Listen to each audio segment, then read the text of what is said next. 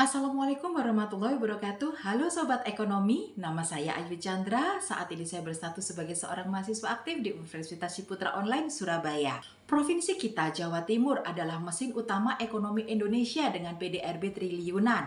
Memang memiliki pertumbuhan yang kencang, namun di balik angka fantastik itu, provinsi ini masih menyimpan PR besar.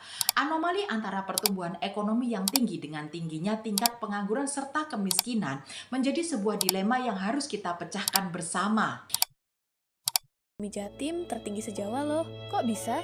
Jawa Timur jadi yang terdepan dalam pertumbuhan ekonomi, pertanian jadi pilar utama, dengan panen tebu yang melimpah dan hasil laut yang meningkat.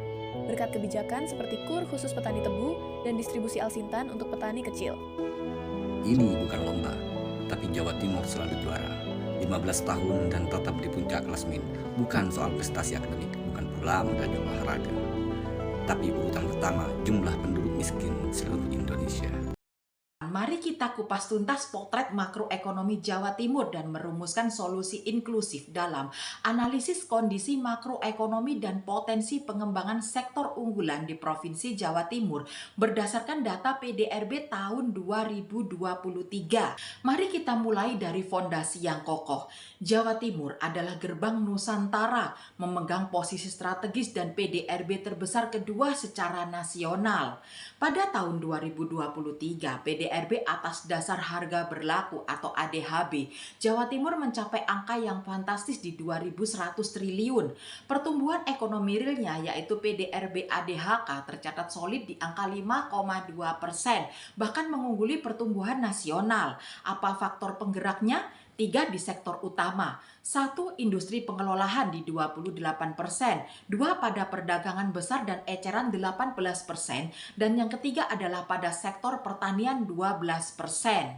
Angka pertumbuhan yang tinggi adalah satu cerita, namun distribusi kesenjangan adalah cerita yang lain. Inilah saatnya kita beralih ke bab 2. Sekarang mari kita bedah potret tantangan makroekonomi yang harus segera diselesaikan. Jawa Timur menghadapi 3 dilema kunci yang membentuk suatu anomali. Yang pertama adalah pada isu ketenaga kerjaan. Tingkat pengangguran terbuka TPT Jawa Timur masih di angka 5,1%. Angka ini mengindikasikan adanya ketidaksesuaian kualifikasi lulusan Leak and Match dengan kebutuhan real industri. Yang kedua ada pada stabilitas harga atau inflasi. Inflasi INHK mencapai 3,6%. Angka ini sangat sensitif terhadap fluktuasi harga komoditas pangan dan biaya logistik yang tinggi, terutama karena rantai pasok yang masih panjang dan belum efisien. Yang ketiga pada inklusivitas atau kemiskinan.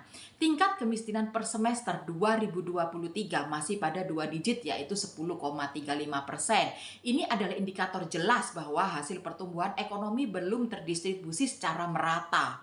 Untuk mengatasi 3 masalah vital ini, pengangguran, inflasi, dan kemiskinan, kita harus fokus pada sektor yang tepat. Mari kita telaah bab 3. Solusi ada pada sektor yang memiliki multiplikatif efek tertinggi dan mudah diadopsi oleh usaha mikro kecil menengah atau UMKM. 2 sektor unggulan yang menjadi fokus kita adalah yang pertama, sektor industri pengolahan. Strategi fokusnya adalah subkontra. Kita harus mendorong UMKM menjadi penyedia komponen non-kritis, kemasan, dan jasa pendukung manufaktur. Kemitraan B2B yang kuat ini adalah cara paling efektif untuk menyerap tenaga kerja dengan cepat. Yang kedua, pada sektor agroindustri. Nilai terbesar ada di transformasi bahan mentah menjadi produk bernilai lebih tinggi. UMKM harus fokus pada pengolahan produk siap santap atau makanan premium. Peningkatan nilai tambah ini tidak hanya meningkatkan pendapatan, tetapi juga secara langsung dapat menurunkan resiko inflasi dengan memotong jalur distribusi yang panjang. Pemetaan potensi ini tidak ada artinya tanpa strategi implementasi yang terarah. Sekarang kita masuk ke bab 4. Strategi untuk mewujudkan pertumbuhan inklusif memerlukan intervensi terintegrasi dalam 4 pilar kebijakan yang cepat. Pilar yang pertama adalah logistik dan rantai pasok. Kunci sukses inflasi. Kita harus membangun pusat logistik cold chain atau rantai dingin, terdesentralisasi di sentra produksi. Ini akan meminimalisir kerugian pasca panen dan menjadi kunci utama menstabilitaskan harga pangan. Pilar yang kedua adalah industri. Mendorong klaster industri terintegritas dengan memperkuat kemitraan B2B antara UKM dan perusahaan besar. Pilar yang ketiga, pariwisata kreatif, menciptakan lapangan kerja padat karya melalui homestay digital dan paket wisata berbasis komunitas. Pilar keempat, reformasi SDM dengan tata kelola. Pemerintah harus mendanai program reskilling, masalah yang spesifik, fokus pada manajemen digital, otomasi industri dan digital marketing UMKM.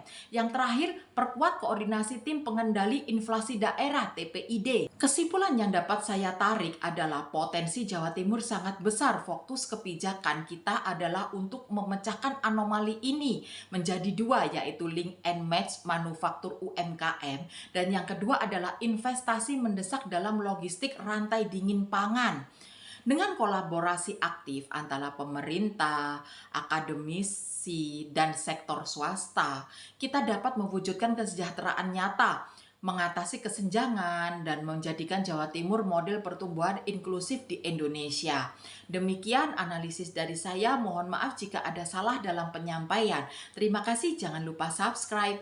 Assalamualaikum warahmatullahi wabarakatuh.